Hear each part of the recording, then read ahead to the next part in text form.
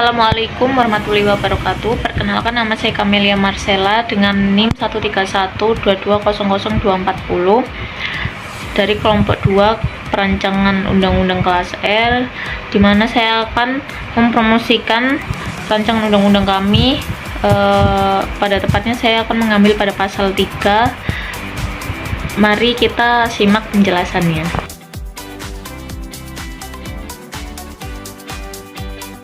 Yang pertama dari pasal 3 adalah 1. Membaca dan mengikuti petunjuk penggunaan dengan cermat, yang mana berarti konsumen harus memahami bagaimana cara penggunaan barang atau jasa dengan teliti agar dapat menghindari kesalahan dan memaksimalkan manfaatnya.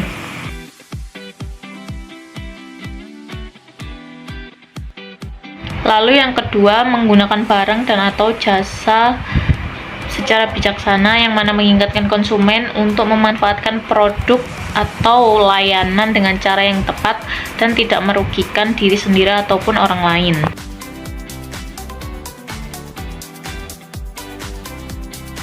Selanjutnya yang ketiga, melaporkan pelanggaran perlindungan konsumen, yang berarti konsumen harus berperan aktif untuk melaporkan kepada pihak yang berwenang jika menemukan praktik yang merugikan hak-hak mereka atau melanggar hukum perlindungan konsumen. Lalu dengan ini, bagaimana sih kewajiban konsumen mewujudkan perdagangan yang adil dan sehat? Mari kita simak penjelasannya.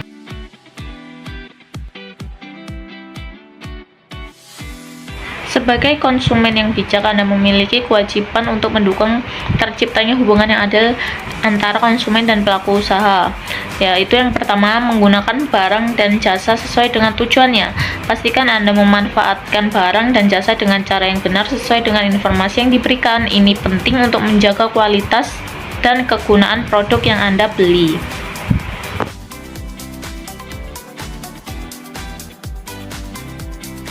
Lalu, membayar dengan adil dan sesuai ketentuan. Sebagai konsumen, Anda wajib melakukan pembayaran sesuai dengan kesepakatan yang berlaku tanpa menunda-nunda kewajiban. Ini menciptakan hubungan yang sehat antara penjual dan penyedia barang atau jasa.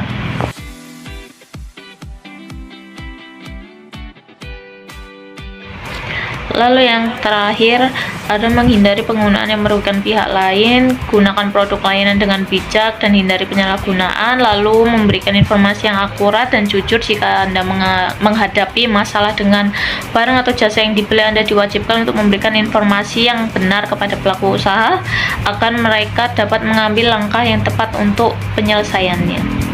Perkenalkan, nama saya Dodi Setiawan dengan NIM 131200296 dari kelompok 2 mata kuliah perancangan perundang-undangan.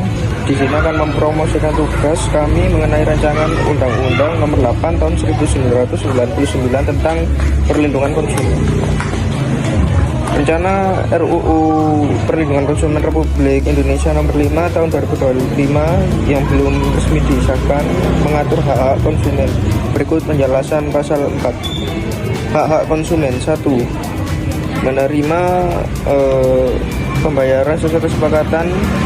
Berikut adalah pasal 4 ayat 1. Konsumen berhak meminta pembayaran yang sesuai dengan kesepakatan yang telah dibuat dengan pelaku usaha. Ini meliputi pembayaran yang tepat waktu, pembayaran sesuai dengan jumlah jenis pembayaran yang disepakati, tidak ada biaya tambahan yang tidak disepakati.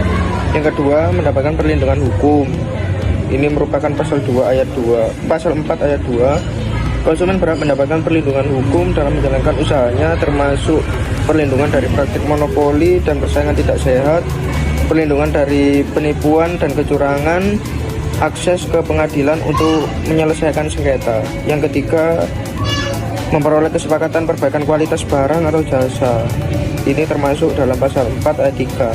Konsumen berhak memperoleh kesepakatan untuk memperbaiki kualitas barang dan jasa yang ditawarkan setelah menerima masukan dari konsumen, termasuk pengembalian uang atau penggantian barang atau jasa, perbaikan atau penggantian barang atau jasa yang rusak atau tidak sesuai, pemberian kompensasi atas kerugian yang dialami.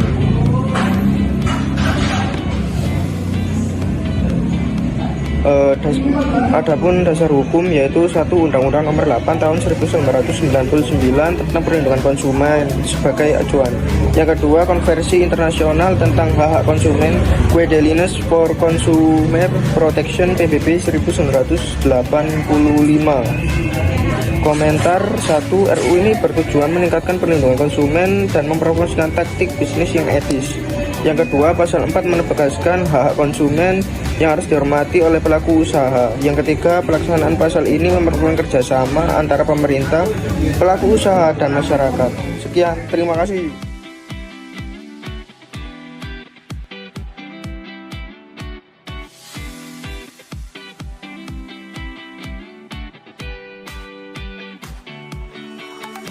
Kenalkan, nama saya Ahmad Juan Ferry dengan NIM 1311934. Di sini saya akan menjelaskan kewajiban konsumen. Dirujuk dengan pasal 5 butir A, membaca atau mengikuti peraturan konsumen atau pemanfaatan barang dan jasa atau keselamatan. Butir B yaitu beritikat baik dalam melakukan transaksi pembelian dan jasa. Butir C yaitu membayar sesuai dengan nilai tukar yang disepakati.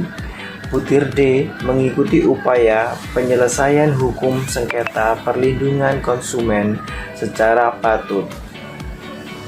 Terima kasih. Selanjutnya akan dilanjutkan oleh teman saya.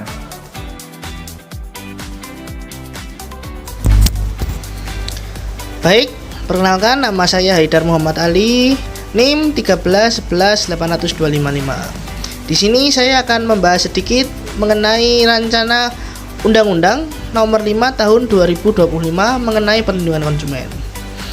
Saya akan membahas sedikit mengenai pasal 4 yaitu tentang hak pelaku usaha dan pasal 5 mengenai kewajiban pelaku usaha. Dalam undang-undang ini, terutama pasal 4, pelaku usaha dijamin hak-haknya oleh negara. Hak-hak pelaku usaha yang dijamin oleh negara antara lain adalah menerima pembayaran yang sesuai seperti yang disepakati di awal. Kemudian menerima perlindungan hukum dalam menjalankan usahanya. Kemudian yang ketiga, mendapatkan kesempatan untuk meningkatkan usahanya. Dengan undang-undang ini, para pelaku usaha hak-haknya akan dilindungi oleh negara sehingga mereka dapat menjalankan praktek usahanya dengan baik. Halo teman-teman, aku Beatrix Delania dengan NIM 254. Aku akan menjelaskan tentang pasal 6 dari rancangan undang-undang kami, yakni Undang-Undang Nomor 5 Tahun 2025 tentang perlindungan konsumen. Pada pasal 6 yaitu macam-macam konsumen. Kalian pasti tahu ya kalau konsumen itu apa. Dalam pikiran kalian pasti konsumen itu adalah orang yang bertransaksi antara penjual dengan pembeli gitu di supermarket, di pasar dan lain sebagainya. Di sini aku akan menjelaskan tentang macam-macam konsumen. Apa sih macam-macam konsumen itu? Kenapa kok konsumen ada jenis-jenisnya gitu ya? Sini aku akan menjelaskannya. Jadi kalian kuharap pantengin terus video ini dan jangan kemana-mana. Selamat menyaksikan.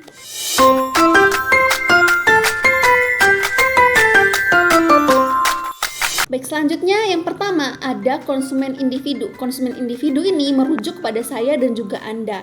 Kita disebut sebagai konsumen individu karena membeli barang, jasa untuk kebutuhan pribadi, untuk kebutuhan keluarga, atau orang terkasih. Setiap keputusan yang kita ambil sebagai konsumen itu sangat berpengaruh besar terhadap pasar. Seperti itu ya teman-teman penjelasannya. Sekelompok orang sedang mengadakan rapat di ruang rapat atau di sebuah ruangan gitu ya. Itu dinamakan konsumen bisnis. Kenapa? Karena mereka itu adalah badan usaha atau organisasi yang membeli jasa atau barang untuk mendukung operasional mereka.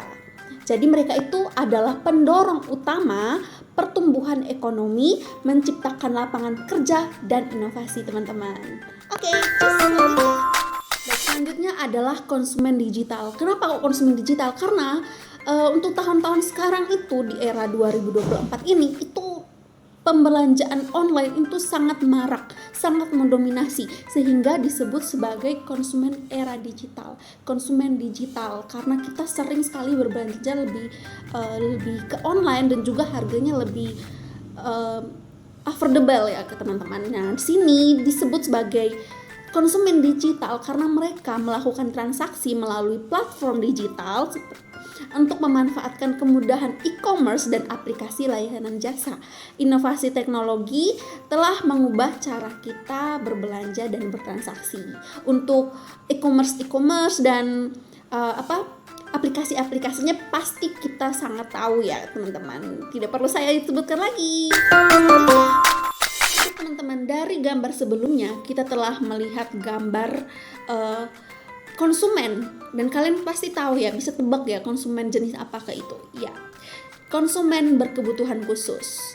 Jadi mereka memerlukan perhatian yang ekstra dalam hal aksesibilitas dan perlindungan.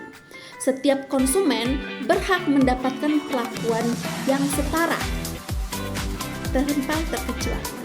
Jadi kita tidak boleh mendiskriminasi orang atau konsumen yang berkebutuhan khusus karena mereka juga sama dengan kita membayar, mereka juga membayar. Kita bertransaksi secara online, mereka juga bertransaksi secara online, tapi dengan catatan mereka merupakan konsumen berkebutuhan khusus teman-teman. Sekian, terima kasih. Terkait macam-macam transaksi elektronik ya. Yang digunakan untuk transaksi dan promosi atau jasa melalui jaringan transaksi keuangan, transaksi yang promosi produk jasa dan melalui jaringan sosial, menawarkan berbagai layanan seperti transportasi, pengiriman dan layanan berbasis elektronik atau berbasis aplikasi.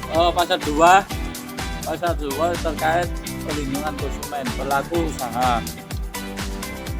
Pelaku usaha itu membantu kita agar usahanya biar rame, biar jualannya laris, dikarenakan perekonomian ke bawah karena agar kita membantunya pelaku-pelaku yang usaha yang lainnya seperti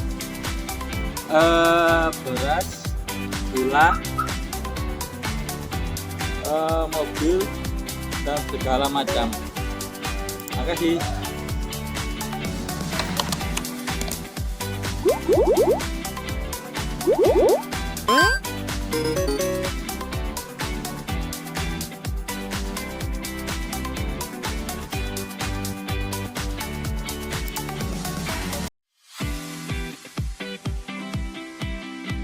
Perkenalkan, nama saya Anis dengan NIM 164. Di zaman era globalisasi saat ini, dengan berkembangnya zaman, dalam kegiatan apapun kita sering menggunakan internet dalam bertransaksi elektronik. Di sini dapat saya contohkan, misalkan kita dalam melakukan pembayaran saat kita membeli barang, kita menggunakan e-barcode. Dalam hal jual beli suatu barang, kita dapat memesan dan melakukan transaksinya juga melalui transaksi elektronik, di mana transaksi elektronik tersebut merupakan mengatur keamanan transaksi melalui platform e-commerce, melalui media sosial, dan pembayaran melalui digital. Di sini saya akan menjelaskan mengenai bab 3 penyelesaian sengketa pasal 8 sanksi administratif pelaku usaha. Ayat 1, pelaku usaha yang melanggar ketentuan dalam undang-undang ini dapat dikenakan sanksi administratif berupa A. peringatan tertulis, B. pencabutan izin usaha, dan C. pembekuan sementara izin usaha. Ayat 2, konsumen yang dirugikan dapat mengajukan gugatan kepada pelaku usaha melalui pengadilan dan badan penyelesaian sengketa konsumen atau biasa disingkat dengan BPSK. Terima kasih.